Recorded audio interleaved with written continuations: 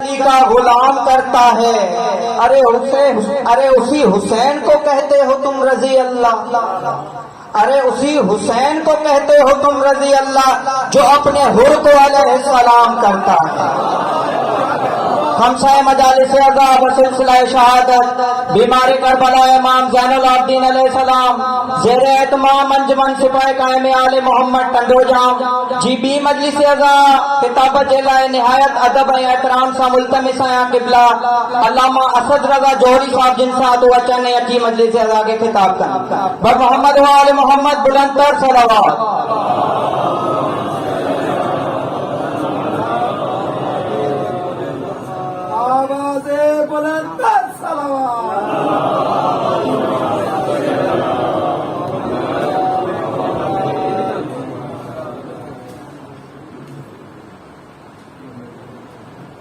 اور محمد و آل محمد بلندتر صلوات.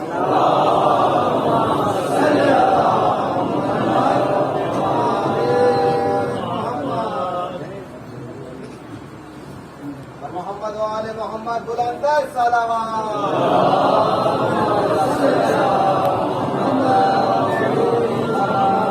باری دیگر بابا دے بلندتر صلوات.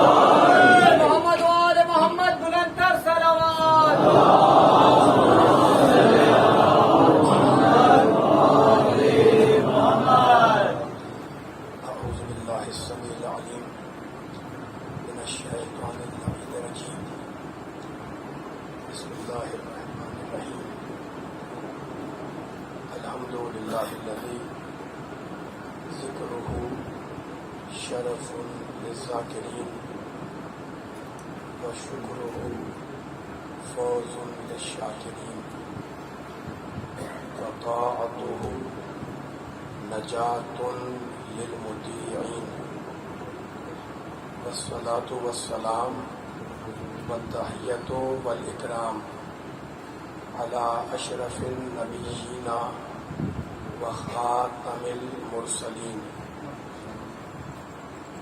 سیدنا و مولانا ابی القاسم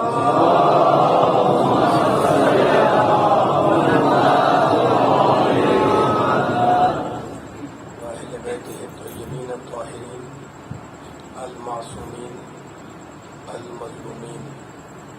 اما بعد فقد قال اللہ سبحانہ وتعالی فی محکم کتابہ المبین. بسم اللہ الرحمن الرحیم. واللہ الذی ارسل الریاح فتثیر سحابا فسقناہ الی بلد میت فاحیینا بہ الارض بعد موتها کذالک النشور. صلوات.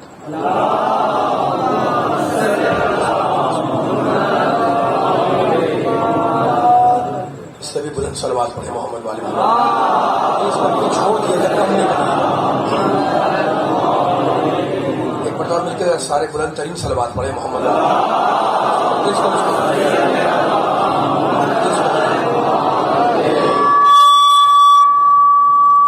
سامعین کرام حضرات گرامی قدر. سورہ مبارکہ فاطر کی 9ویں آیت کی روشنی میں سلسلہ بیان آج ہمارا دوسرے مرحلے میں داخل ہوگا. چند جملوں میں آپ کے سامنے کل کی مجلس کی تلخیص کر دو. آواز تیز رکھی ہے، تھوڑا تیز رکھی آواز کو. کل بھی میں نے کہا تھا آواز صحیح نہیں ہو رہی، آج بھی بلندترین صلوات پڑھے محمد والے محمد.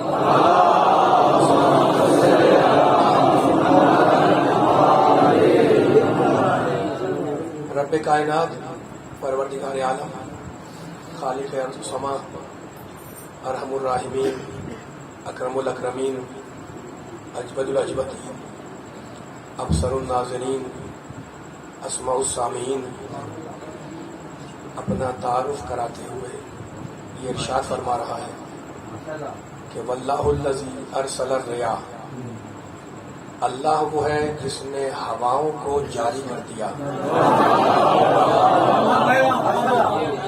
اللہ وہ ہے جس نے ہواؤں کو بھیج دیا. فتثیر سحابا، پھر وہ ہوائیں بادلوں کو اپنے دوش پر، اپنے کندھے پر اٹھا کر لے چلتی ہیں. فَسُقْنَاهُ إِلَىٰ بَلَدٍ مَّيِّتٍ، پھر ہم ان ہواؤں کے ذریعے ان بادلوں کو ہانک کر لے جاتے ہیں مردہ زمین کی طرف. فَأَحْيَيْنَا بِهِ الْأَرْضَ بَعْدَ مَوْتِهَا، پھر جب پانی برستا ہے تو ہم اس پانی کے ذریعے مردہ زمین کو حیات بخشتے ہیں. کذالک النشور، قیامت میں ہم انسانوں کو ایسے ہی زندہ کریں گے. اس آیت کریمہ میں رب کائنات نے، پروردگار نے عالم نے، خالق ارض و سما نے اپنا تعارف کرایا تو موت و حیات کے حوالے سے کرایا کہ میں وہ ہوں جو مردہ زمین کو حیات بخشتا ہوں. اگر ہم اس تمہیدی مرحلے میں چند لمحوں کے اندر قرآن پاک، قرآن کریم کا مطالعہ کریں تو ہمیں اندازہ ہوگا کہ ہمارے رب نے، پروردگار نے، خالق ارض و سما نے، ارحم الراحمین نے اس کتاب میں، قرآن میں اپنا تعارف کراتے ہوئے، اپنا انٹروڈکشن کراتے ہوئے سورہ حمد میں کہا کہ بسم اللہ الرحمن الرحیم، ہے نا. ہر مسلمان پڑھتا ہے پانچوں وقت، لیکن کلام تو اللہ کا ہے. شروع کرتا ہوں میں اللہ کے نام سے جو رحمان ہے، جو رحیم ہے. آپ دیکھیں کیا کس شان سے اللہ اپنا تعارف کرا رہا ہے اپنی کتاب کے اندر کہ مسلمان بولے کہ اللہ ہے، وہ رحمان ہے، وہ رحیم ہے. الحمدللہ، ساری تعریفیں اس اللہ کی جو رب العالمین ہے، عالمین کا رب ہے. اس کے بعد کیا ہے؟ الرحمن الرحیم. پھر دوبارہ کہا ہے کہ سب مسلمان بولیں کہ میں رحمان ہوں، میں رحیم ہوں. اس کے بعد کیا ہے؟ مالک یوم الدین، قیامت کے دن کا مالک ہوں. تو اس ایک سورے کے اندر آپ نے دیکھا کہتا ہے میں اللہ ہوں، میں رحمان ہوں، میں رحیم ہوں، میں رب العالمین ہوں، میں مالک یوم الدین ہوں. اور سورہ رحمان میں کہتا ہے بسم اللہ الرحمن الرحیم. یہاں سے سورہ شروع ہو رہا ہے. الرحمن علم القرآن خلق الانسان علمہ البیان الشمس والقمر بحسبان والنجم والشجر یسجدان والسماء رفعها ووضع الميزان اللہ تطغوا فی المیزان. پوری آیتوں کو ترجمہ نہیں کرنا ہے. رحمان نے قرآن کی تعلیم دی اور انسان کو پیدا کیا، ہے نا. اس کے بعد کہتا ہے یہ سورج اور چاند ہماری معین کی ہوئی راہوں پر چل رہے ہیں. یہ سورج، یہ چاند ہمارے معین کی ہوئی راہ پر، ہمارے معین کیے ہوئے راستے پر رواں دواں ہیں، چل رہے ہیں. اس کے بعد کہتا ہے یہ نجم، ستارہ مجھ اللہ کو سجدہ کرتا ہے. یہ شجر، درخت مجھ اللہ کو سجدہ کرتا ہے نا. کیا کہتا ہے کہ میں رحمان ہوں، میں رحیم ہوں. یہ اللہ اپنا تعارف کرتے ہوئے کہتا ہے یہ چاند، یہ سورج ہماری معین کی ہوئی راہ پر چل رہے ہیں. ستارہ بھی مجھے سجدہ کرتا ہے. ہے نا، درخت بھی مجھے سجدہ کرتا ہے. تو اس آیت میں پروردگار نے، رب کائنات نے اپنا نام بتایا کہ میں رحمان ہوں. اب اگر قرآن مجید کی آپ اور آیتیں اٹھائیں تو اس میں بہت سی آیتوں میں اللہ نے اپنا ذکر کیا، اپنے ناموں کو گنوایا ہے. اچھا، جب شب جمعہ آتی ہے تو دعائے کمیل پڑھتے ہیں. بہت سے لوگ ہوں گے جو دعائے کمیل پڑھنے کے عادی ہوں گے. پڑھنی چاہیے، مستحب ہے. دفعہ کے لیے، طلب رزق کے لیے دعائے کمیل شب جمعہ میں پڑھی جاتی ہے، نیمہ شعبان میں پڑھی جاتی ہے. اس میں اللہ پہ نام بتا رہا ہے، یا سابغ النعم، اے نعمتوں کے برسانے والے، یا نور المستوحشین فی الظلم، ہے نا، اے تاریکیوں میں وحشت کرنے والوں کے نور.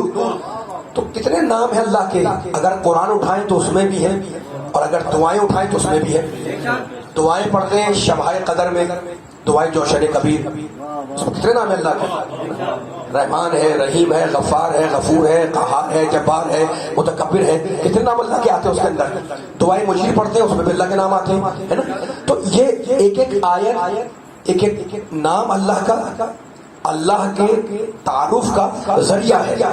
لیکن توحید پرستوں سے جو مجھے جملہ کہنا ہے وہ جملہ یہ کہ قرآن مجید کے سورہ انعام میں مجھے ایک آیت ایسی ملی جسے میرے اللہ نے عجیب ڈھب سے اپنا تعارف کرایا، عجیب رنگ سے، عجیب انداز سے. بیان آگے بڑھ رہا ہے، میرا ساتھ دیتے رہیے گا. عجیب طرز سے، عجیب رنگ سے، عجیب ڈھب سے، عجیب انداز سے اللہ اپنا تعارف کرا رہا ہے. کہتا ہے اب وہ تو متکبر بھی ہے، قہار بھی ہے، جبار بھی ہے، سب کچھ ہے وہ، ٹھیک ہے نا. شافی ہے، کافی ہے، وافی ہے، معافی ہے، ناصر ہے، مددگار ہے، سب کچھ ہے وہ. شفا دینے والا وہی ہے، کافی وہی ہے، مدد کرنے والا وہی ہے. لیکن اس قرآن کی آیت میں میرے اللہ نے عجیب ڈھب سے، عجیب شان سے اپنا تعارف کرایا. کہتا ہے توجہ رہے گا، ان اللہ فالق الحب والنوا، میں اللہ وہ ہوں جو زمین کے پیٹ میں دانے کو شکافتہ کرتا ہوں. توجہ ہے سننے والوں کی، کیا آواز آ رہی ہے. کل بھی میں نے بیان کو توحید سے شروع کیا تھا، ہے نا، اور آج بھی بیان کو میں توحید سے شروع کر کے آگے لے جا رہا ہوں. بس میرا ساتھ دیتے رہیے گا. میں نے آپ کے سامنے دعائے کمیل کے جملے دہرائے، آپ کے سامنے دعائے جوشن کبیر کا ذکر کیا. وہ آپ جا کے پڑھ سکتے ہیں انشاءاللہ. برکتوں کی راتوں میں پڑھتے ہیں، عام دنوں میں پڑھ سکتے ہیں. اللہ کا ہر نام برکت والا ہے، اللہ کا ہر اسم برکت والا ہے. اس آیت میں کیا کہتا ہے، ان اللہ فالق الحب والنوا. تھوڑی سی تاخیر ہو گئی ہے ظاہر موسم کی خرابی کی باعث، تو بہت طویل نہیں کرنا بیان کو، لیکن جتنی دیر کے لیے حاضر ہوا ہوں پوری توجہ چاہوں گا سننے والے کی. جیسے میں پوری طاقت سے بول رہا ہوں، میرا پوری طاقت سے ساتھ دیے گا. ان اللہ وہ ہے، مالک تو کون ہے، فالق الحب والنوا. حب یعنی دانا، نوا یعنی گٹلی. میں وہ ہوں جو زمین کے چوک میں، زمین کے پیٹ میں دانے کو پھاڑتا ہوں، دانے کو شکافتہ کرتا ہوں، ہے نا. تو بس یہی تو ہمارا پیغام ہے کہ خدا وحدہ لا شریک ہے، اس کی ذات میں کوئی شریک نہیں ہے. اور جو کرنے والے اللہ کی ذات میں کوئی شریک نہیں، وہ وحدہ لا شریک ہے. لیکن ایک جملہ کہوں گا میں، جو مزاج توحید کا وہی مزاج نبوت کا،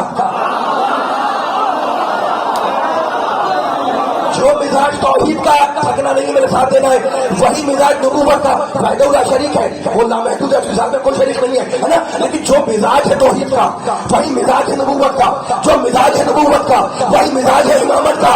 اب آپ کو حق ہے پوچھنے کا کہ یہ میں نے کیسے کہہ دیا، تو ایک جملے میں آگے بڑھاؤ جملے کو. جو مزاج توحید کا وہی مزاج نبوت کا، جو مزاج نبوت کا وہی مزاج امامت کا. اس نے دانے میں شکاف کیا کہ مجھے اللہ مانو، نبی نے چاند میں شکاف کیا کہ مجھے رسول مانو، علی نے دیوار میں شکاف کیا مجھے مولا مانو.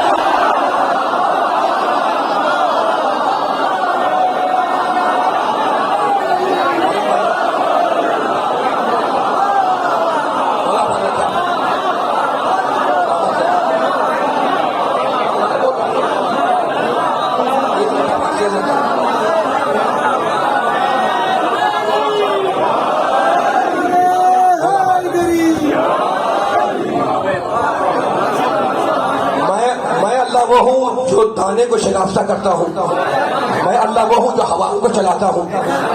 سورہ فاطر وہی تو آیت مسلسل آپ کے سامنے پڑھ رہا ہوں، اور انشاءاللہ باقی 3 شبوں میں ہی پڑھوں گا. واللہ الذی ارسل الرياح فتثير سحابا، میں وہ ہوں جو مردہ زمین کو زندہ کرتا ہوں، دانے کو شکافتہ کرنے والا میں ہوں. ٹھیک ہے نا. اچھا، تو اب پھر ایک اینگل دے رہا ہوں میں. موت و حیات کا ذکر آیا ہوا ہے، زمین کا ذکر آیا ہوا ہے، ستاروں کا ذکر ہے نا. خالق وہ ہے، خالق موت و حیات ہے، وہ اللہ. قرآن مجید میں کہتا ہے بسم اللہ سورہ ملک اس کی ابتدائی آیت ہے بسم اللہ الرحمن الرحیم، توحید کا مرحلہ ہے اور شاہ سے ایسا سے آگے بڑھ رہے ہیں تبارک الذی بیدہ الملک، بابرکت ہے وہ اللہ تبارک الذی بیدہ الملک جس کے قبضے قدرت میں پوری کائنات ہے، جس کے دست قدرت میں پوری کائنات ہے، بیدہ الملک، ملک اس کے پاس ہے، ملک ہے اللہ کے پاس، تبارک الذی بیدہ الملک وہو علی کل شیء قدیر الذی خلق الموت والحیات لیبلوکم ایکم احسن عملا، اور اللہ وہ ہے وہو علی کل شیء قدیر جو ہر شے پر قادر ہے۔ یہ اللہ کون ہے؟ الذی خلق الموت والحیات، یا اللہ وہ ہے جس نے موت کو بھی خلق کیا حیات کو بھی خلق کیا۔ تو حیات کیا ہے؟ اللہ کی مخلوق ہے نا؟ حیات کیا ہے؟ اللہ کی مخلوق، موت کیا ہے؟ اللہ کی مخلوق۔ یہ سورہ ملک میں کہتا ہے، آیت آپ ذہن میں رکھیے گا، اور ہم آیت کرسی میں کیا پڑھتے ہیں؟ اللہ لا الہ الا هو الحی القیوم، اللہ کہتا ہے میں خود بھی صاحب حیات ہوں۔ میرے ساتھ ہیں آپ، سب کو یاد ہے نا اللہ لا الہ الا هو الحی القیوم، حی کے معنی کیا ہے؟ زندہ ہے نا؟ اور اللہ کہتا ہے حیات کو میں نے پیدا کیا، تو ایک حیات وہ جو مخلوق کی ہے، ایک حیات وہ جو خالق کی ہے۔ میرا ساتھ دیتے رہے، میں فلسفہ موت و حیات کو تمہیں کہنا چاہ رہا ہوں، ایک حیات وہ جو ہمیں اور آپ کو ملی، ایک حیات وہ جو خالق ہے نا، خالق کی حیات، اور اس کی ذات الگ نہیں ہے، جو اس کی صفات ہے وہ عین ذات ہے۔ ہم اور ہے، زندگی اور ہے، لیکن اللہ کی جو عین حیات ہے نا، جو اللہ ہے وہ عین حیات ہے، ٹھیک ہے؟ اس کی حیات مخلوق نہیں ہے، وہ تو خالق کائنات کا۔ اچھا تو اب ایک درجہ حیات وہ جو ہمیں اور آپ کو ملا، یعنی ہم انسانوں کو ملا۔ اللہ کہتا ہے ہم نے تمہیں پیدا کیا ہے، بار بار قرآن میں کہتا ہے انا خلقنا الانسان من نطفۃ امشاج، ہم نے تمہیں پیدا کیا مادہ تخلیق سے۔ ایک جملہ کہنا چاہ رہا ہوں میں سننے والوں کے سامنے، ہم پیدا ہوئے ہیں، اللہ پیدا کرنے والا ہے نا۔ سورہ مبارکہ نحل 16واں سورہ ہے، اب اس کی میں ایک آیت پڑھ رہا ہوں، بسم اللہ الرحمن الرحیم، من عمل صالحا من ذکر و انثی وهو مؤمن فلنحیینہ حیاۃ طیبہ ولنجزینہم اجرہم بأحسن ما كانوا یعملون۔ اللہ کہتا ہے جو بھی اچھا عمل بجا لائے، کیا کریم ہے اللہ، کہتا ہے جو بھی اچھا عمل کرے، من ذکر و انثی، چاہے مرد ہو یا عورت، وہ مومن، لیکن شرط یہ ہے کہ با ایمان ہو۔ صاحبان ایمان سے خطاب کر رہا ہوں میں، تھکنا نہیں، میرے ساتھ دیتے رہنا ہے۔ جو بھی اچھا عمل کرے مرد یا عورت، اور شرط یہ ہے کہ با ایمان ہو، ہے نا؟ تو ہم کیا کریں گے؟ کیا آیت دیکھیے گا سورہ نحل، فلنحیینہ حیاۃ طیبہ، تو ایسے انسان کو ہم مرنے نہیں دیں گے، پاکیزہ زندگی کے ساتھ زندہ رکھیں گے۔ جائے میرے ساتھ آ جائے تاکہ فیصلہ ہو جائے، وَلَنَجْزِيَنَّهُمْ أَجْرَهُمْ بِأَحْسَنِ مَا كَانُوا يَعْمَلُونَ، اور اسے وہ اجر عطا کریں گے جو اس کے عمل سے کہیں زیادہ بہتر ہوگا، ہم عطا کریں گے، ہے نا؟ کون عطا کرے گا؟ اللہ۔ کسے عطا کرے گا؟ مومن کو جو اچھا عمل کرے۔ میرے ساتھ دیتے رہیے گا، دوسری تقریر ہے، آپ کے ذہن آمادہ ہے تو جملہ کیا ہوگا، تقریر میں مزہ نہیں آتا۔ تو اللہ کہتا ہے کہ میں تمہیں حیات دینے والا، ٹھیک ہے نا، زندہ کرنے والا اللہ، زندہ کرنے والا اللہ، ہمیں پیدا کرنے والا اللہ، ہمیں زندگی دینے والا اللہ، ہمیں حیات دینے والا اللہ۔ اچھا تو اب میں پھر قرآن کی آیت پڑھ رہا ہوں، اور قرآن کی آیت سورہ نحل کی آیت ہے۔ اب ابھی بارش ہوئی ہے، اب سنیے گا آیت کیا ہے، اللہ کیا کہہ رہا ہے، واللہ انزل من السماء ماء، اللہ وہ ہے جس نے آسمان سے پانی برسا کر زمین کو زندہ کر دیا۔ اپنے احسانات کو جتلاتے ہوئے ارشاد کر رہا ہے مالک کائنات رب العالمین عظیم الاحسان، اپنے احسانات کو بتلا رہا ہے کہ میں کون ہوں۔ واللہ انزل من السماء ماء، میں وہ جس نے آسمان سے پانی کو برسایا۔ پھر کیا کیا مالک تو نے؟ کہتا ہے فاحیا بہ الارض بعد موتها، آئی ترجمہ لا کے دیکھیں، پھر میں نے پانی برسا کر مردہ زمین کو زندہ کر دیا، ہے نا؟ کس کو زندہ کیا؟ مردہ زمین کو۔ تو ہم سمجھ رہے تھے کہ فقط ہم زندہ ہوتے ہیں،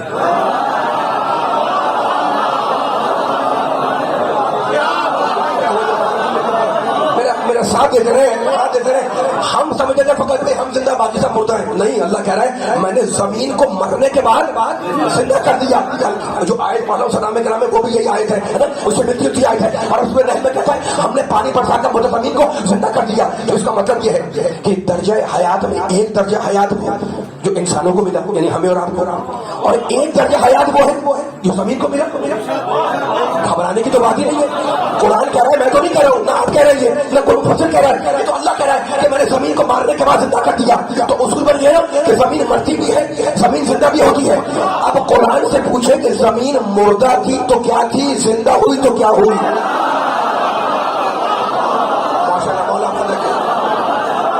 بہت اہم مرحلے میں میرا بیان داخل ہو چکا ہے. تمام سننے والوں کی, بزرگوں کی, نوجوانوں کی, بچوں کی توجہات کا اس وقت طلبگار ہوں تاکہ کوئی جملہ ضائع نہ ہونے پائے. آیات قرآنیہ کی چھاؤں میں ہم اپنے نقل گفتگو کو آگے بڑھا رہے ہیں. قرآن مجید کی ان آیات کی روشنی میں ہم اپنے بیان کو آگے لے جا رہے ہیں. کیا کہا اللہ نے, ہم نے مردہ زمین کو مرنے کے بعد زندہ کر دیا. بعد موتہا, اس کی موت کے بعد ہم نے اسے زندہ کر دیا. تو اصول بن گیا کہ زمین مرتی بھی ہے, زمین زندہ بھی ہوتی ہے نا. تو اب قرآن سے پوچھے کہ زمین مردہ تھی تو کیا تھی اور زندہ ہوئی تو کیا ہوئی. تو اب ایک مثال دے رہا ہوں میں. بھائی مردہ زمین کی علامت کون نہیں جانتا ہے, جوان ہو یا بچہ یا بوڑھا ہے نا, بڑے بزرگ تو سب بہتر جانتے. میں چھوٹی سی مثال دے رہا ہوں. کل بھی آپ سے کہہ رہا تھا مردہ زمین کی علامت پتہ کیا ہے, بنجر زمین, مردہ زمین. اس کی علامت یہ ہے کہ اس میں اگر آپ جا کر کوئی بیج بوئیں, کوئی گٹھلی ڈالے ہے نا, تو اس میں کوئی نکلتا نہیں ہے. اتنی گرمی پڑتی ہے کہ تمازت آفتاب سے, سورج کی گرمی سے جو بیج آپ نے بویا ہے وہ تھوڑی دیر میں جل کر راکھ ہو جائے گا اور نکلے گا کچھ بھی نہیں. پھر کسی صاحب نے ان کا گٹھلی ڈال دی, گٹھلی ڈالی اس میں اور چاہ کے جناب یہ گٹھلی پودا بنے, درخت بن جائے, کچھ بھی نہیں ہوا. دھوپ کی گرمی سے, شدت سے, تمازت آفتاب سے اتنی دھوپ پڑی, اس کے اوپر گرمی حرارت کہ تھوڑی دیر کے بعد گٹھلی آپ نے جو بوئی تھی وہ جل کر راکھ ہو گئی اور کچھ بھی نہیں بچا. ٹھیک ہے نا. تو گٹھلی کی زمین کے مردہ ہونے کی علامت ہماری سمجھ میں آ گئی کہ جس زمین کو جو دی جاتی ہے وہ اسے بچاتی نہیں ہے, اسے جلا کر راکھ کر دیتی ہے. یہ علامت ہے زمین کے مردہ ہونے کی. ٹھیک ہے نا. اور اب قرآن کہہ رہا ہے کہ جب ہم نے پانی برسا کر مردہ زمین کو زندہ کیا تو ہم نے 1 کو 700 بنا دیا.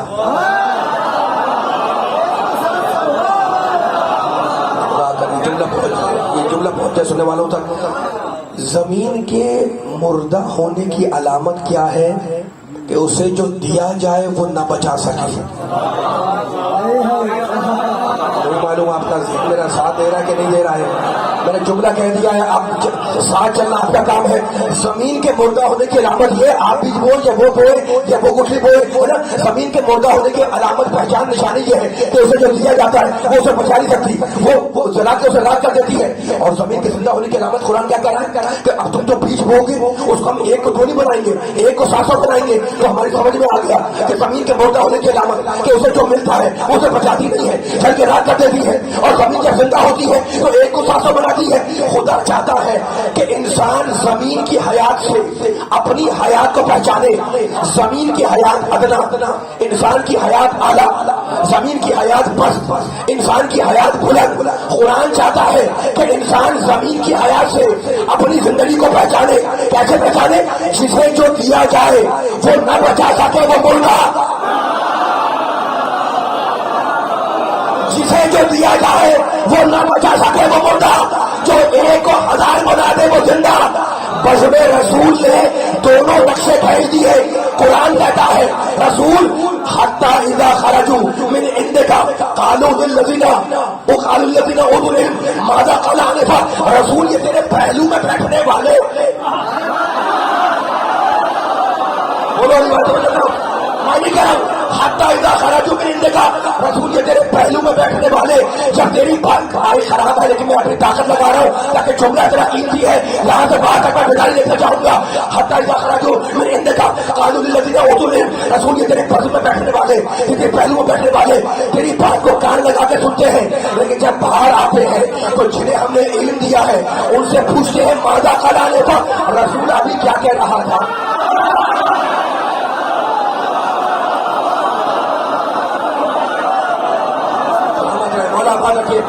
اتنا منجا بیٹھا ہوا ہے. مولا سلامت رکھے, مولا آباد رکھے آپ کو. ذرا میرے جملے کو ساتھ دے تاکہ فیصلہ ہو جائے.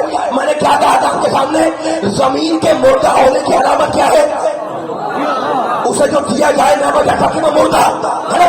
بزم نبی نے دونوں نقشے بھیج دیے, رسول کے پورے پہلو میں بیٹھنے والے جتنی بات سنتے ہیں تو باہر آ کے پوچھتے ہیں اردو ان سے سماجا کرانے کا. رسول ابھی کیا کرا تھا, یعنی جو سنا وہ بچا نہیں سکے.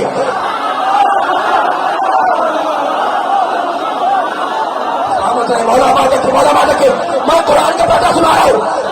جو تیرے پہلو میں بیٹھنے والے باہر آ کے کہتے ہیں رسول ابھی کیا کہہ رہا تھا, جنہیں ہم نے علم دیا ہے ان سے پوچھتے ہیں مادہ کرانے کا. ابھی رسول کیا کہہ رہا تھا, یعنی جو سنا وہ سن کے بھول گئے. تو جب سن کے بھول تو بس میں رسول سے دو آواز آ رہی ہے. ایک ہے امت کی آواز کہ رسول کیا کہہ رہا تھا, اور ایک ہے علی کی آواز کہ رسول نے مجھے 1000 باب تعلیم کیے اور ہر باب سے میں نے 1000 باب نکالے. جو سن کے بھول جائے وہ مردہ, جو ایک کو 1000 بنائے وہ زندہ.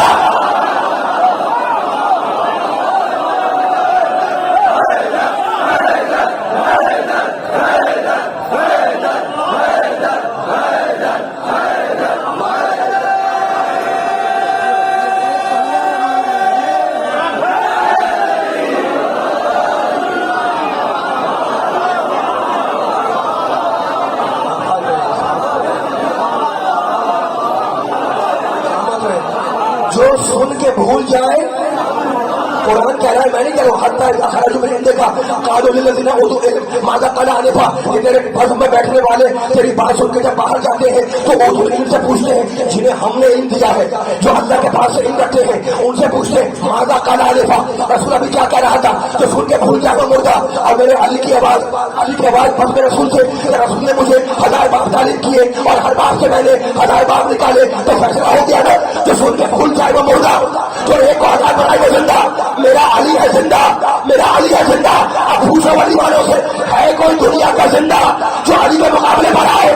تو جب زندہ علی کا مقابلہ نہ کر سکے تو مردے کو علی کا مقابلہ.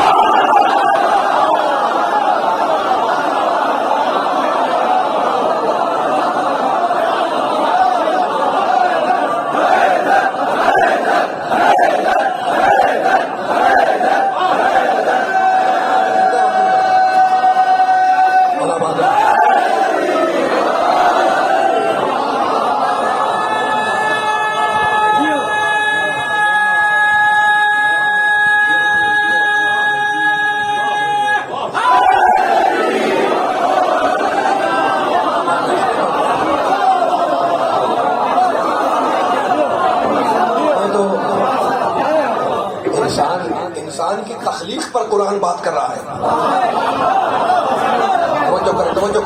توجہ کریں, انسان کی تخلیق پہ قرآن بات کر رہا ہے. الذی خلق الموت والحیات, ہم نے تمہیں پیدا کیا ہے, موت کو ہم نے پیدا کیا. اللہ بول رہا ہے خلق الموت والحیات, حیات کو میں نے پیدا کیا ہے نا. اچھا تو اب پھر ایک بڑا باریک سا جملہ ہے لیکن بڑا کام آنے والا جملہ ہے. موت و حیات پہ گفتگو ہو رہی ہے. یہ جملہ میں پوری توجہ چاہوں گا جملے کے کہنے کے لیے, اس لیے انتہائی قیمتی سننے والوں کے سامنے یہ قیمتی جملے ہدیہ کر رہا ہوں میں. آیات سن کے آپ کے ذہن بنے ہوئے, اب ذرا میرا ساتھ دیے گا جتنے بیٹھے ہوئے. بات بڑی آسان کروں گا. میرا پیغام یہ ہوتا ہے کہ سہل لہجے میں, آسان لہجے میں قیمتی ترین بات, مشکل ترین بات سننے والوں کو ہدیہ ہو جائے. آپ اتنا بیدار ہیں, اتنے نعرے لگا رہے ہیں, تو یہ تھوڑی سی باریک بات ہے لیکن انشاءاللہ میں پوری آسانی کے ساتھ مولا کے صدقے میں کوشش کروں گا یہ بات پہنچ جائے. ٹھیک ہے نا. اب ذکر آیا ہوا انسان کی خلقت کا, پیدا کرنے والا وہ ہے, مارنے والا بھی وہ ہے, زندگی دینے والا وہ, موت دینے والا وہ. جب انسان پیدا ہوا, اب میں آہستہ آہستہ ہو رہا ہوں, زور سے نہ بولوں جو بات ہے کام والی, جب دل میں اتر جائے تو میرا ساتھ دیتے رہیے گا. جب انسان پیدا ہوا, دنیا میں آیا, تو اللہ نے ایک جملے پہ توجہ جب انسان پیدا ہوتا ہے نا, دنیا میں آتا ہے, تو اللہ نے غسل ولادت کو مستحب رکھ کر بتلایا کہ یہ نجس نہیں ہے.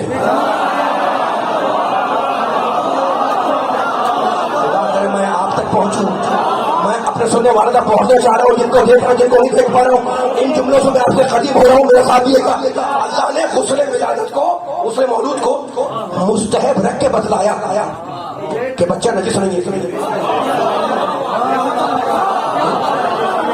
اگر یقین نہ آئے تو جا کے توازن مسائل اٹھاؤ، جا کے دیکھو فقہ کے مسئلے میں، اور غسل کو دیکھو، غسل میں لاتے واجب نہیں مستحب ہے نا. تو مجھے کہنے دو کہ مرنے کے بعد کا غسل واجب، پیدائش کے وقت کا غسل مستحب ہے نا. اس سے اتنا تو معلوم ہو گیا ہمارے یہاں بڑی باریک منزل ہے جسے ہمیں خطیبانہ وار گزرنا ہے انشاءاللہ گزروانا والا صدقے میں. اس سے ہمیں اتنا تو معلوم ہو گیا کہ چاہے مرنے کے بعد انسان نجس ہو جائے لیکن پیدائش کے وقت نجس نہیں ہوتا. اگر نجس ہوتا تو غسل واجب ہوتا.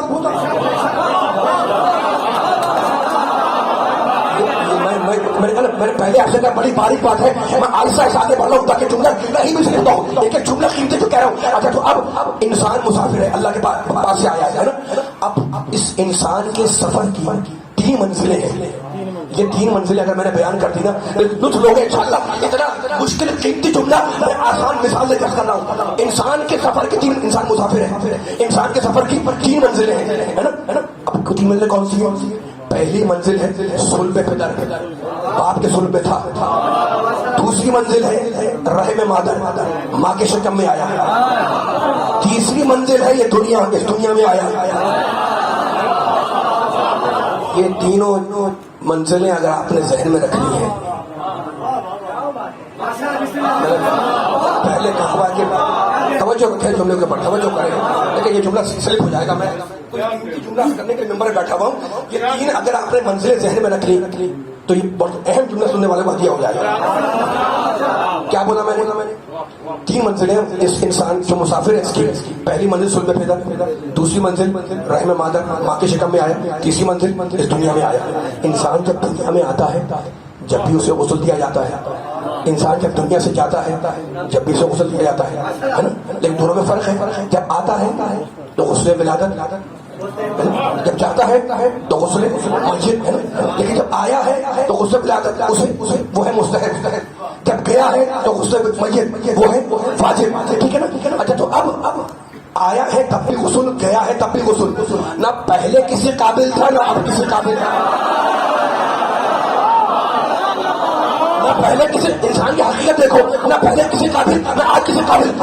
آیا ہے تب بھی غسل، گیا ہے تب بھی غسل. لیکن پہلے غسل کو اللہ نے مستحب بنایا، بعد والے غسل کو اللہ نے واجب قرار دیا. اس کا مطلب یہ ہے کہ پیدائش ماننے کے بعد انسان نجس ہو جائے تو ہو جائے، پیدائش کے بعد نجس انسان نہیں ہوتا. تو غسل ولادت باریک بات ہے. اور جو کہہ رہا ہوں غسل ولادت نے مستحب ہو کے بتلایا کہ ان بچہ نجس نہیں ہے. ٹھیک ہے نا. تو اب مجھے کہنے دو جب تک صلب پدر میں رہا، نجاستوں کے ماحول میں رہا. قرآن بول رہا ہے، قرآن میں نہیں کہہ رہا ہوں. ہم نے تمہیں نجس چیز سے پیدا کیا. جب تک صلب پدر میں رہا، نجاستوں کے ماحول میں رہا.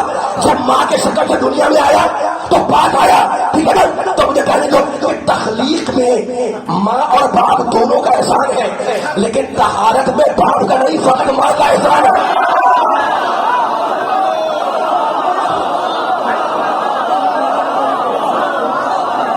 آ جائے مل کے آ جائے، فیصلہ ہوگا. کہاں تک پڑے آپ نے؟ میں دیکھ رہا ہوں بڑے بیٹا سے بیٹھے ہوئے.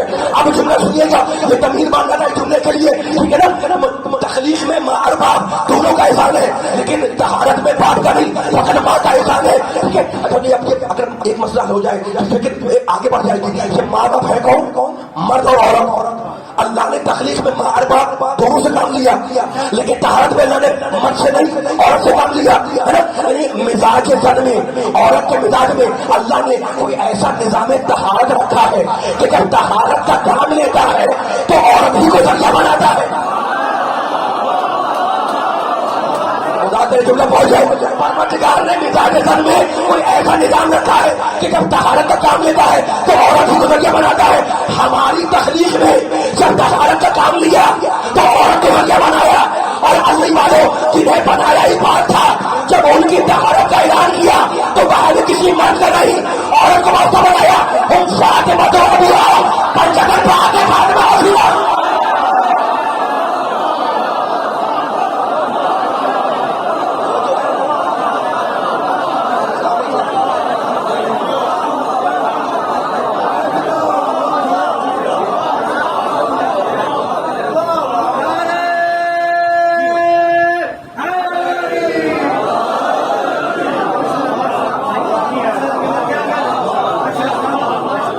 بعد اتنی بلند صلوات پڑھے محمد والے محمد پر مل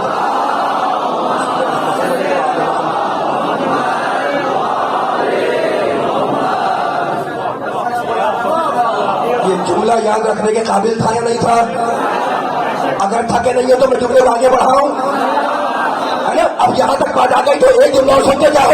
فکر پھر بڑھ رہی ہے اور فکر مربوط ہے، دائیں بائیں نہیں جا رہا ہوں. اگر یہ جملہ اپنے ذہن میں رکھ لیا، بار بار تکرار نہیں کروں گا تو مزہ آ کیا ہوتے والوں کو تو اب سناؤ زمانے کو جملہ میں کیا کہہ رہا ہوں، ہے نا؟ سجدہ کے ماننے والے بیٹھے ہوئے. اچھا تو جس کے ذریعے اللہ نے انسان کو طیب و طاہر بنایا، اسے اللہ نے ایک جملہ کہنا چاہ رہا ہوں میں، جس کے ذریعے اللہ نے انسان کو طیب و طاہر بنایا، اسے اللہ نے ماں کا نام دیا.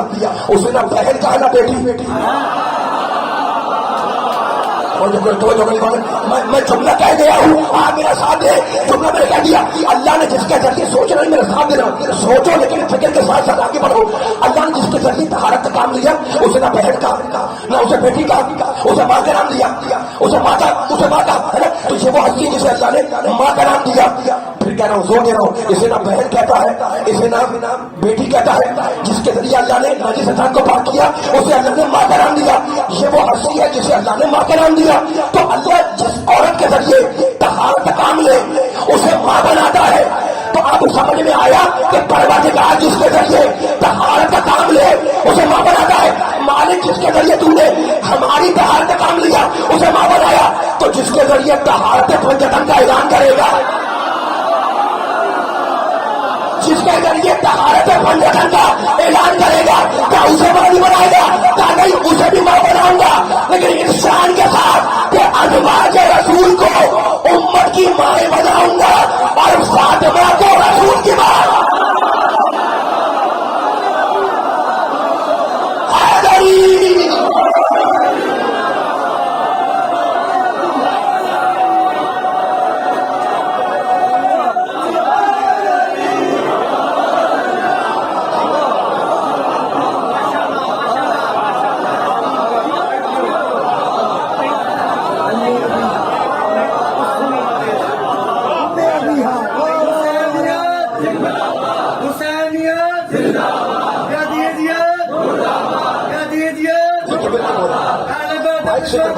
بہت پریشانی ہے، بہت پریشانی ہے. میں اس سے بھی بلند صلوات پڑھے محمد والے محمد.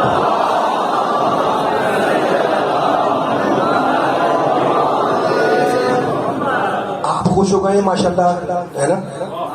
آیا تطہیر کا ذکر آیا ہے، پنجتن کا ذکر ہے، پنجتنی مجمع بیٹھا ہوا ہے اور خوش ہو رہا ہے پنجتن کے ذکر پر، اور ماشاءاللہ خوش ہونا بھی چاہیے. لیکن ایک جملہ میں کہنا چاہ رہا ہوں، آپ تو خوش ہو جاتے ہیں پنجتن کے ذکر پر اور ہونا بھی چاہیے. فضائل سننے خوش ہوں گے، بہت بیان کو آگے طول نہیں دوں گا، لیکن جتنے جملے کہنے آئے ہوں اس پر ایک ایک جملہ قیمتی ہے. اچھا تو خوش ہوتے ہو پنجتن کے فضائل کے اوپر کھڑے ہو جاتے ہو، نعرہ حیدری، نعرہ تکبیر، نعرہ رسالت، یا رسول اللہ، اللہ اکبر، نعرہ حیدری، یا علی، ٹھیک ہے نا؟ آپ خوش ہوتے ہیں، خوش ہونا بھی چاہیے. کل بھی میں آپ سے کہہ رہا تھا، ٹھیک ہے؟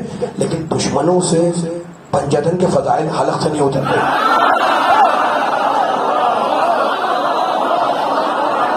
میں نے ایسا ہی نہیں کہا یہ جملہ. یہ میرا ساتھ ہے جہاں جہاں بیٹھے ہوئے، میں آپ کی خدمت میں حاضری دے رہا ہوں، کسی مقصد سے آیا ہوں یہاں پر، ہے نا؟ مولا کی بارگاہ میں حاجیہ تشکر. اور یہ جملہ ممبر سے کہتے لگا ہوں علی کے چاہنے والوں کے سامنے، دشمنوں سے علی کے فضائل حلق سے نہیں اترتے. اور علی والوں کو جوش آتا ہے کہ جناب یہ کیسے ہیں کہ ان کے حلق سے علی کے فضائل نہیں اترتے. تو میں علی والوں سے جملہ کہوں گا ممبر سے کہ بھائی کسی کے حلق سے علی کے، فاطمہ کے، حسن کے، حسین کے، رسول کے فضائل اگر نہیں اترتے تو نہ اترے. علی کی شان میں آیتیں تو اتر رہی ہیں.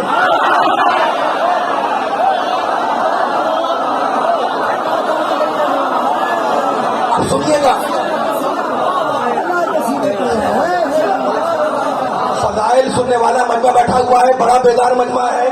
میں پوری طاقت لگا رہا ہوں تاکہ جملہ ضائع نہ ہونے پائے اور سننے والوں تک یہ پہنچ جائے، ٹھیک ہے نا؟ اچھا تو اب تم لوگ کو میرے ساتھ ساتھ رکھیے گا. کیا کہا میں نے؟ کوئی خطابت نہیں دکھائی، کوئی ذاکری نہیں کی میں نے. یہ جملے کی دلیل دے رہا ہوں. آپ نے داد دے دی فضائل پنجتن سن کر، آیت تطہیر کے سن کر، ٹھیک ہے نا؟ دشمنوں سے فضائل ہضم نہیں ہوتے. اب سنیے گا اعتراض. بھائی آیت تطہیر میں پنجتن شامل ہے، آیت تطہیر کتنی بڑی ہے. اچھا دیکھیں، اللہ کے پاس سے جتنے بھی انبیاء آئے، جتنے بھی گنتے جائیں آپ، جناب آدم سے لے کر خاتم تک، ٹھیک ہے نا؟ ہر نبی اللہ کا نمائندہ بن کے آیا نہیں آیا؟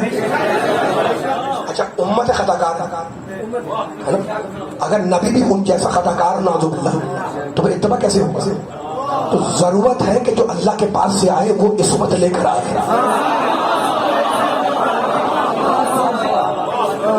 مولا آباد رکھے، سلامت رکھے. آپ یہ باریک بات آپ نے بڑی بیداری سنیے. یہ جملہ یاد رکھنے والا ہے میرے لیے بھی آپ کے بھی، کہ اللہ کے نمائندہ اگر غیر معصوم ہوگا تو اس کے عمل پر، اس کی اتباع پر اعتبار کیسے آئے گا؟ ضروری ہے کہ اللہ جتنے بھی اپنے نمائندے بھیجے وہ سب کے سب معصوم ہو، بے خطا ہو، بے گناہ ہو، صاحب عصمت ہو. ٹھیک ہے. اچھا تو اب سارے انبیاء پہ سلام ہمارا، لیکن جو چہردہ معصومین ہیں جن پر آئے تطہیر کا پہرا ہے نا، یہ تو اس درجہ ہی الگ ہے نا. انبیاء سے افضل درجہ ہے، معصوم وہ بھی ہے لیکن یہ ان کا درجہ ہے عصمت. شاید کوئی جملہ میں خمسے کے مزاج میں کچھ جملہ بیان کرتا ہوں آپ کے سامنے، لیکن ابھی بیان نہیں کر رہا میں، لیکن یہ طے ہے کہ یتن کا درجہ، معصوم کا درجہ انبیاء سے افضل ہے. ٹھیک ہے نا. اور آئے تطہیر اس کی گواہی دے رہی ہے. انما یرید اللہ، یہ آیت اس کی گواہی دے رہی ہے. ٹھیک ہے.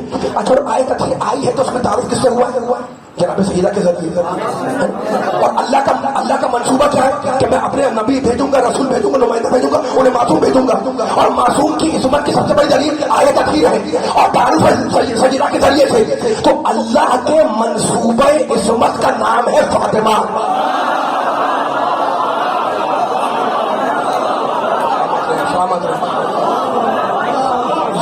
یہ جملہ یاد رکھنے والا تھا. یہ اتنی باریک بات تھی، مجھے میں نے ہمت کر کے آپ سے کہی ہے. لیکن بڑے صاحبان ایسے نہیں بیٹھے ہوئے من سے سنتے ہیں، میرے بزرگ بھی ہیں، بچے بھی ہیں، خود بھی ہیں. والا سب کو آواز رکھے، سب کی سلامت اور نظر بد سے بچائے. اب وہ جملہ کہنے تھے. اعتراض کرنے والے اعتراض جانتے کیا کیا؟ اعتراض میں یہ نہیں ہے کہ جناب آیت تطہیر نازل نہیں ہوئی تھی یا پنجتن نہیں تھے. نہیں کہیں گے آیت تطہیر نازل ہوئی، انما یرید اللہ، اور سب نے لکھا ہے. حوالے میں بھی آپ کو دے سکتا ہوں، جا کے وہ مناقب کتابیں اٹھائیں، سب نے لکھا ہے کہ آیت تطہیر میں پنجتن شامل تھے. لیکن اعتراض کیا ہے؟ اتنا مجمع بیٹھا ہوا ہے کھڑا جہاں پہ نظر نہیں آ رہا. اعتراض یہ کہ جناب چادر تو تھی ایک، میں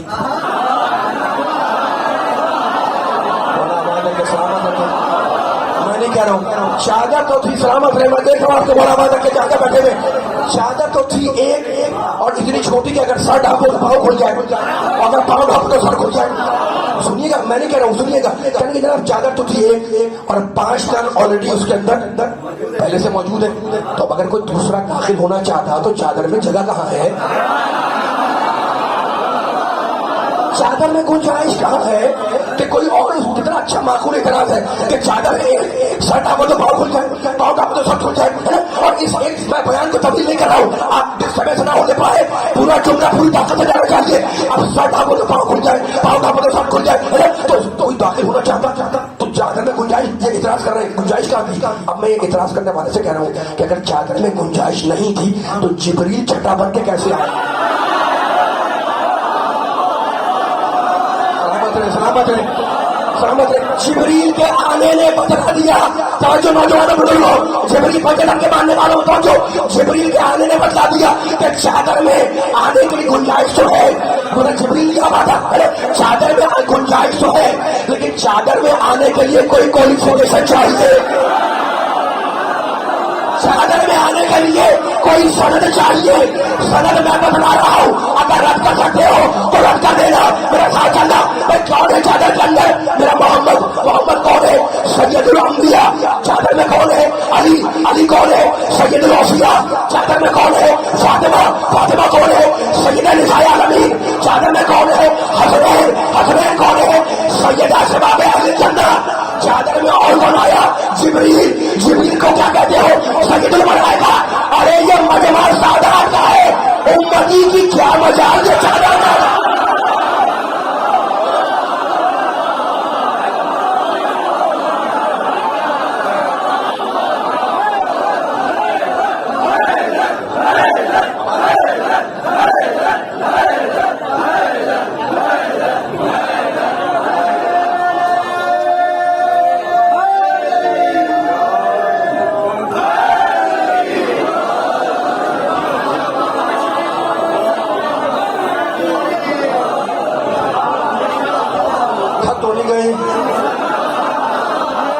پیچھے والے بول رہے ہیں اگر آپ تھک گئے تو بات ختم ہو جائے. اچھا اچھا تو اب ذکر آ گیا ہے, آپ نعرے بہت لگا لیا آپ نے, لیکن اب یہ پیچھے بھی جملہ جو ہے وہ قیمتی ہے جو آپ کو ہدیہ کر رہا ہوں. آپ داد دیں نہ دیں, نعرے لگائیں نہ لگائیں, وہ جملہ تو کہہ رہے ہیں مجھے. دیکھو اب ذکر ذہن میں آیا ہوا نا, آئے تطہیر کا, چادر کا بھی, حدیث کے ساتھ کا بھی ہے نا. اس محفل عصمت میں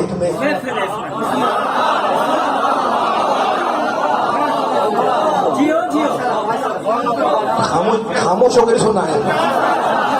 کل گفتگو ہوگی, مجھے مسائل بھی پڑھنا, لیکن ذکر آ جائے تفصیل کا.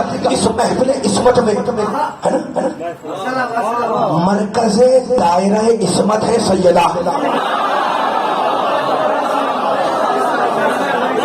وہ چہردہ معصومین آئے تطہیر میں شامل ہیں. زبان چل جائے ہر جائے آدمی اگر انکار کر دے, ٹھیک ہے نا, چہردہ معصومین آئے تطہیر میں شامل ہیں. اور جب سنیے گا, اور جب نازل ہوئی تو جتنے پاک تو موجود تھے. یہ سب ٹھیک ہے, یہ سب ٹھیک ہے, لیکن آئے تطہیر ہے بنام فاطمہ.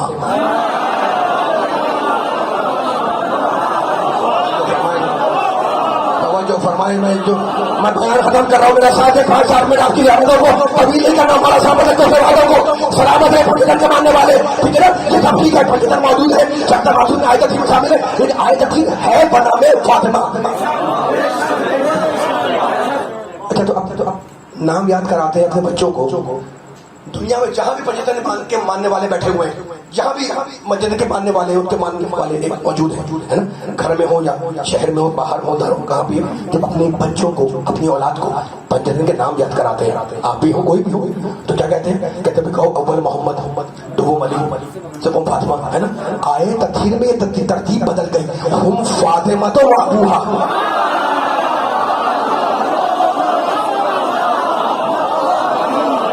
مولا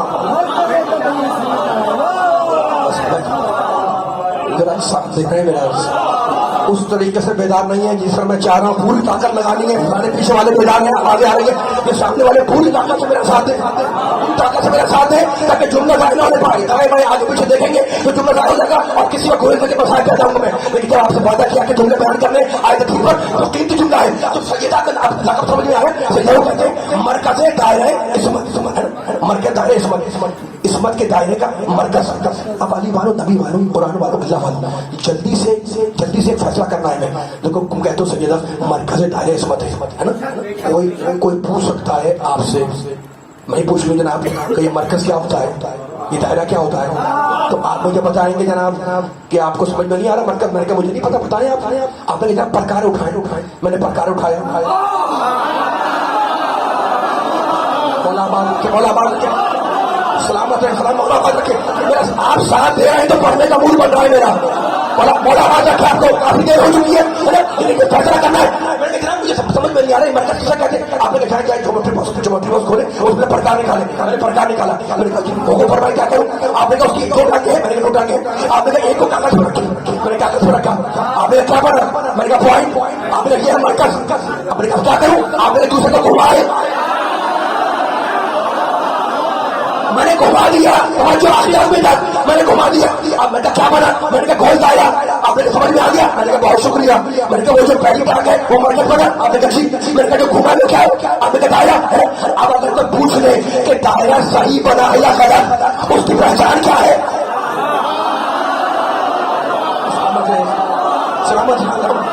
مرکز بن گیا, دائرہ بن گیا, میں دیکھ رہا ہوں آپ کی بیداری کو لیتا ہوں, اور آپ کو عبادت ہے. میں نے کہا دائرہ بن گیا, مرکز بن گیا, یہ بتائیں کہ اس کی پہچان کیا ہے. آپ نے کہا کس کی پہچان, میں نے کہا دائرہ صحیح ہے یا غلط, چھوٹا یا بڑا, اس کی پہچان کیا ہے. آپ نے کہا مرکز سے دائرے کا فاصلہ ناپ کے دیکھو.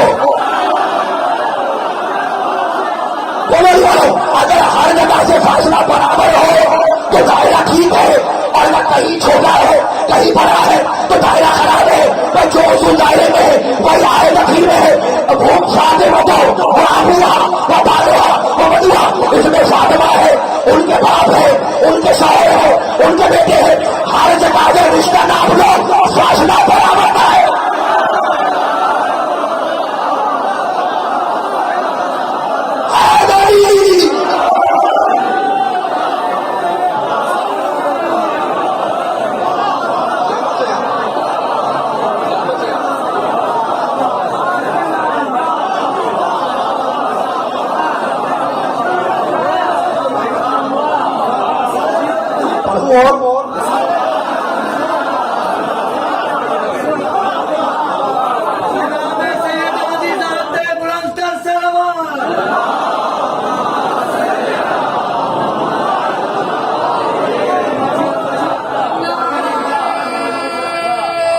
کے سارے مل کے ماشاءاللہ.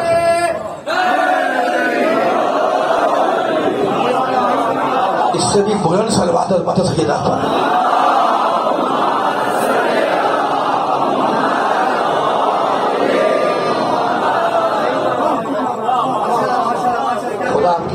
خدا آپ کی حاجتوں کو پورا کرے ذکر صدقے میں. خدا شفا کامل و عاجلہ فرمائے مریضوں کو. آج محمد کہتے ہیں کہ ہم اہل بیت کا ذکر شفا ہے. تو میں نے مجلس پڑھ دی تو مجھے پڑھنا تھا. اب میں آگے نہیں پڑھ رہا ہوں آپ کے سامنے. اب سب کھول رہے جناب کہ جب آگے نہیں پڑھ رہے تو بیٹھے ہوئے کیوں ہیں؟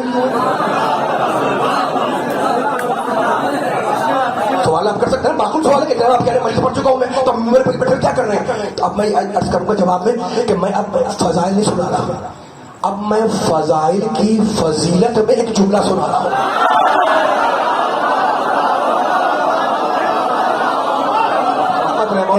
آگے دیوار لگے بیٹھے پیچھے ماشاءاللہ سامنے جو بیٹھے ہوئے سیڑھیوں کے اوپر سارے مل کے آ جائیں تاکہ فیصلہ مل کر بیان ختم ہو جائے. لیکن تاریخی جملے انشاءاللہ ریکارڈ ہو گئے. مولا سمجھ رکھے ٹنڈو جام میں آئے ہوئے سننے والے کو جو چاہتا سے محمد علی محمد جیسے سننے آئے ہوا ہے ایسا جملہ آگے کروں گا. آپ کی دوسری حملے کے مجلس میں قیامت تک بات رہے گا.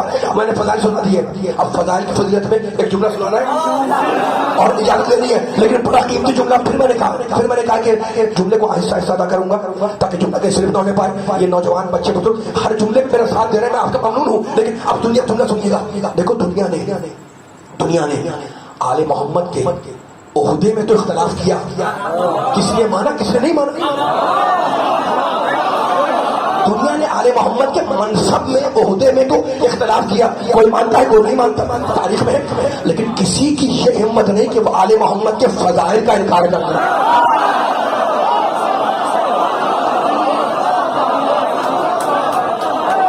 اس لیے کہ فضائل وہ ہیں جو یہاں والے بھی مانتے ہیں. بولتے ہیں نا, اب آپ کے حوالے کر دیے جملے میں نے.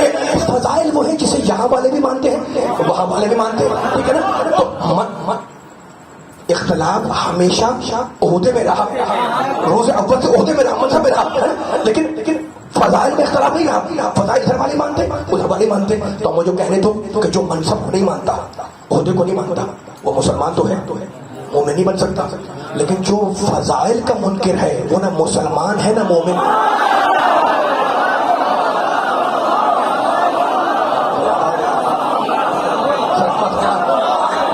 آپ میرا موڈ بنا رہے ہیں جملہ کہنے کا. خدا مجھے طاقت ہے کہ میں جملہ پوری طاقت سے کہہ دوں اور بیان ختم کر دوں. جملہ بڑا قیمتی چھڑا ہوا میں نے, ہے نا. اور اب اس مرحلے پر آپ ہے یہ جملے بڑے قیمتی مشکل آپ نے اپنے ذہن کو سپورٹ کر لیے. اب صرف ایک جملہ کہنا ہے, مجھے پوری طاقت لگانا ہے میرے ساتھ مل کر انشاءاللہ تاکہ فیصلہ ہو جائے اور زمانے کو سنا لو. اب دو چیزیں ہو گئی, اب ہو گئی دو چیزیں, ٹھیک ہے نا. اختلاف روز اول سے عہدے میں ہے, منصب میں ہے, فضائل میں اختلاف نہیں ہے. فضائل ادھر والے مانتے ادھر والے مانتے, ٹھیک ہے نا. تو اب دو چیزیں ہو گئی دوستوں بزرگوں نوجوانوں, دو چیزیں ہو گئی. دو چیزیں کون سی ہو گئی؟ ایک ہے عہدہ جو اختلاف ہے, کوئی مانتا کوئی نہیں مانتا. دوسرا ہے فضائل جو اتفاقی ہے, سب مانتے ہیں, ٹھیک ہے نا. اگر کسی مسئلے میں اختلاف ہو جائے, کوئی مسئلہ, تو جو دلیل آپ اس اختلاف کو رفع کرنے کے لیے دیں گے, اگر وہ بھی اختلافی ہوئی تو بات نہیں بنے گی.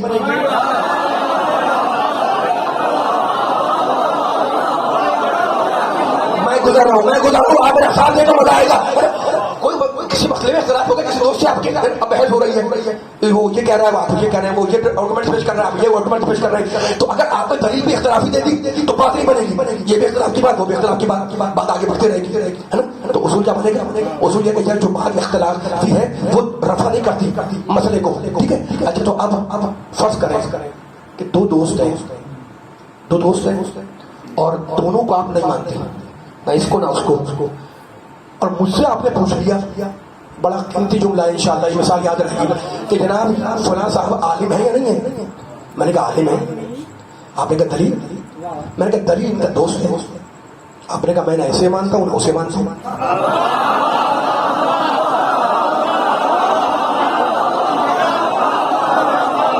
خدا ان آوازوں کو سلامت رکھے, خدا آپ کے ہاتھوں کو بلند رکھے. علی بلند ہے, علی کے ماننے والے ان کے ہاتھ بلند رہے. مولا نے آواز آ کے سلامت رکھے. میرا جملہ پوری طاقت سے آنا چاہیے, مجھے آواز آنی چاہیے آخری آدمی تک, ٹھیک ہے نا. تو میں نے کہا جناب دو دوست ہے, آپ نے کہا دونوں کو نہیں مانتا, تو دلیل آپ نے پوچھا کہ جناب یہ آپ کہہ رہے ہیں کہ فلاں آدمی عالم ہے. میں نے کہا ہاں میرے نزدیک عالم ہے. آپ نے کہا دلیل کیا آپ کے پاس؟ میں نے کہا اس کا دوست. آپ نے, میں نے ایسے مانتا ہوں اسے مانتا ہوں. اب اتنے میں بات ہو رہی تھی, اتنے میں ایک صاحب مجمع میں آ گئے, ایسے جنہیں سب مانتے تھے. ان سے پوچھا جناب کہ یہ عالم ہے یا نہیں؟ اس نے بالکل عالم ہے. اب کسی کی ہمت نہیں کہ انکار کر دے, اس نے کہہ دیا یہ اتفاقی ہے.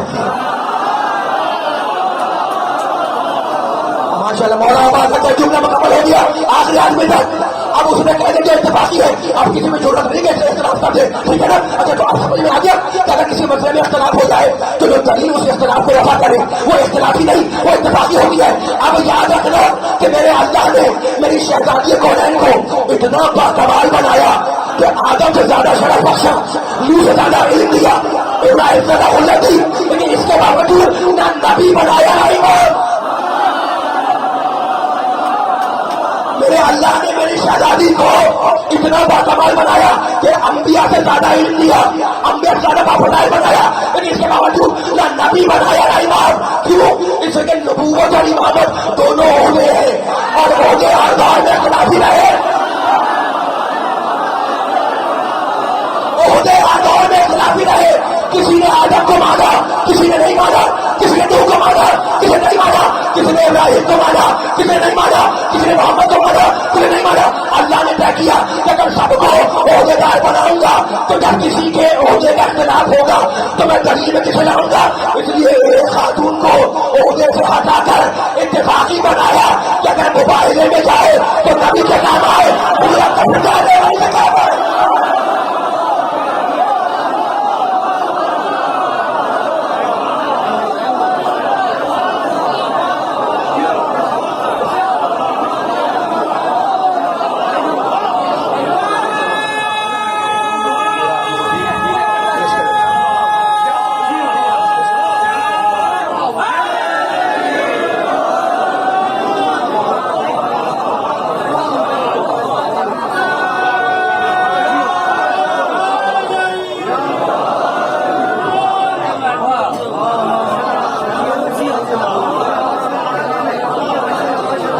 جسمانی اذیت کتنی بھی ہو اور روحانی اذیت سے کم ہوتی ہے. جب کسی کے کوئی مر جائے تو گھر والے سفید چادر بچھاتی ہے نا کہ تعزیت کرنے والے آئیں گے, اور واقعی لوگ تعزیت کے لیے آتے ہیں. بس میری بیوی نے بھی بعد رسول اپنے گھر میں سفید چادر بچھائی کہ لوگ تعزیت کے لیے آئیں گے. شام تک بیٹھی رہی, کوئی تعزیت کو نہ آیا. دوسرا دن گزر گیا, کوئی تعزیت کو نہ آیا. تیسرے دن کچھ قدموں کی چاپ محسوس ہوئی. فضا سے کہا کہ جا کے دروازہ کھول دے, شاید تعزیت کرنے والے آئے. کہا بی بی تعزیت کرنے نہیں آئے, گھر کو جلانے کے لیے آئے ہیں.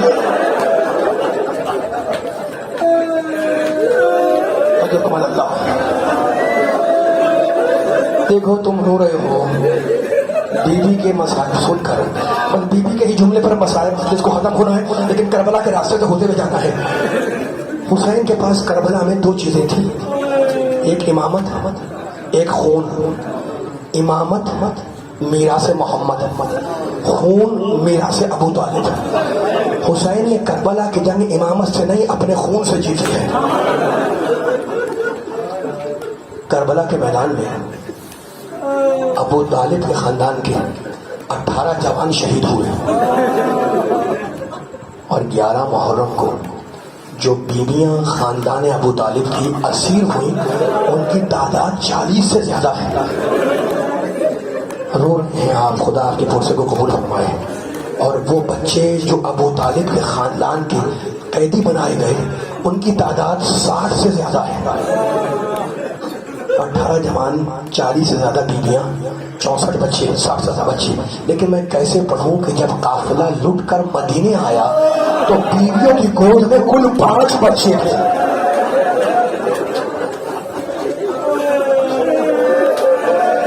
یہ 59 بچے کہاں گئے؟ خدا آپ کی آوازوں کو سلامت رکھے. کوفے سے دمشق تک 32 منزلیں تھیں. اونٹ ایک دن میں جتنی مسافت طے کرتا ہے اسے کہتے ہیں ایک منزل. تو کوفے سے دمشق تک 32 دنوں کا راستہ تھا. اور آل محمد کو کتنے دنوں میں لے جایا گیا؟ 16 دنوں میں. اجرکم اللہ. ظالم ناکوں کو تیزی سے دوڑاتے تھے اور یہ کہتے تھے کہ اب بڑے حاکم کے دربار میں جلد پہنچنا ہے. ناکے دوڑاؤ. میں الفاظ نہیں، بیویوں کے ہاتھ بندھے ہوئے تھے، ناکے تیزی سے دوڑ رہے تھے. بچے بیویوں کی گودیوں سے اچھل اچھل کر گرتے رہتے، مائیں چیختی رہتی ہے.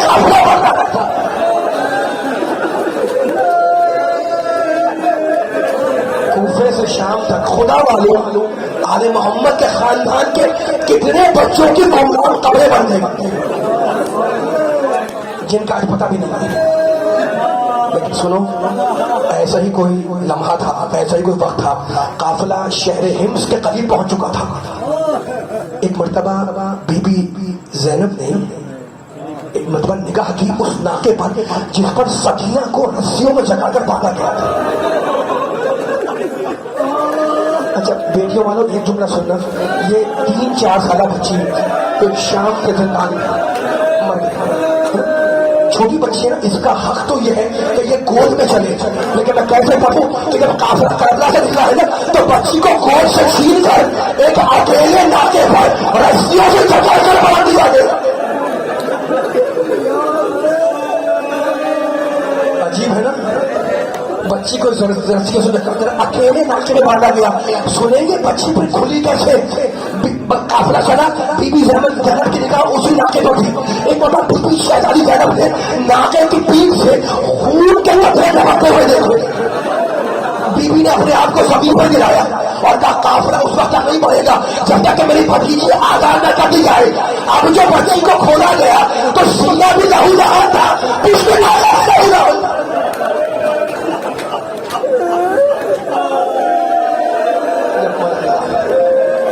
ہو گئے مسائل.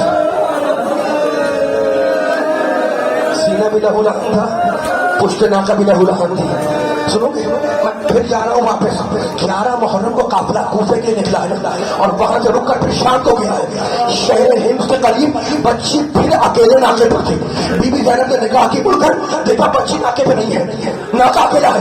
بی بی نے پھر اپنے آپ کو گرایا، مکہ کی جملے پھر اپنے کو گرایا. سید سجاد بار بار کہتے تھے کہ میں نہیں بھولتا پھپھی کا اپنے کو زمین پر گرانا، اس لیے کہ جب انسان زمین پر گرتا ہے تو اپنے ہاتھوں کو پھینک دیتا ہے. میری پھپھی کہا جاتی ہے ہاتھ کو دھونا پڑتا ہے.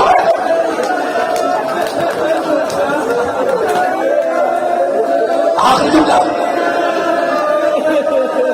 علی کی بڑی بیٹی ہے، فاطمہ زہرا کے پانے کی بارش ہے، عصمت والی بیوی ہے، زمین پر گری پھر کھڑی ہوئی اور آواز دی قافلہ اترتا نہیں پڑے گا جب تک میری بھتیجی نہ مل جائے. جو مکہ کی جملے سجاد آئے تب ہم جائیں بچی کو ڈھونڈنے کا نہیں بیٹھے. بھائی نے وہ سجاد آخر کے وقت اسے تیرے حوالے نہیں کیا تھا، میرے حوالے کیا تھا. سنو گے بیٹیوں والے، تو یعنی کافرے کے پاس کھڑا رہے، میں جاؤں گی. شہزادی زینب چلی، ام کلثوم چلی، آواز دیتی ہوئی چلی، سکینہ سکینہ ہماری آواز سے لبیک کہو. راوی کہتا ہے کہ میں بیویوں کے پیچھے پیچھے جا رہا تھا، اتنے میں ایک ناکہ سوار آتا نظر آیا. بیوی نے اسے روک دیا اور کہا اے شخص تو نے میری بھتیجی کو تو نہیں دیکھا؟ کہا بیوی مجھے یہ تو نہیں معلوم کہ وہ آپ کی بھتیجی تھی، لیکن میں نے ایک بچی کو ناکے سے گرنے ہوا دیکھا.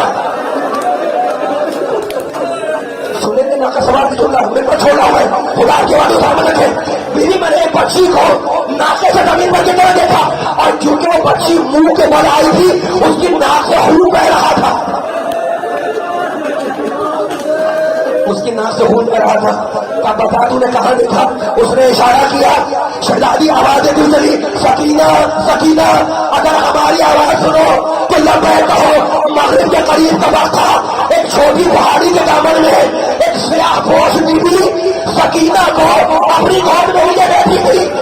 شہزادی دوڑتی ہوئی گئی، بچی کو اپنی گود میں لیا اور کہا بیوی آپ کا بڑا